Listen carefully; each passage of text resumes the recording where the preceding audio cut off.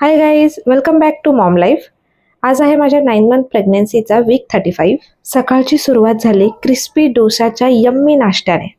त्यानंतर मी पूजा केली आणि रोजप्रमाणे भगवद्गीता वाचली. त्यानंतर स्नॅक्समध्ये खाल्लं मी ॲपल. मी कधी कधी फ्रूट्स आत्ता खाते किंवा संध्याकाळच्या स्नॅक्सला खाते. आज लंच थोडंसं स्पेशल होतं कारण आईंनी बनवलं होतं मसूरची भाजी आणि चपाती विथ सलाड.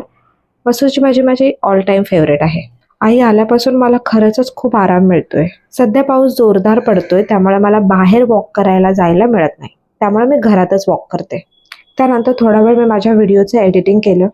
त्यानंतर मी दुपारी थोडा वेळ झोपले कारण रात्री माझी झोप पूर्णच होत नाही. Pregnancy insomnia is real. संध्याकाळच्या स्नॅक्समध्ये मी भेळ खाल्ली विथ स्पायसी मिरची आणि नेहमीप्रमाणे माझी प्रोटीन पावडर पिली. संध्याकाळी आमच्या सोसायटीमध्ये होती सत्यनारायणाची पूजा, म्हणून आम्ही मस्तपैकी तयार झालो आणि खाली गेलो.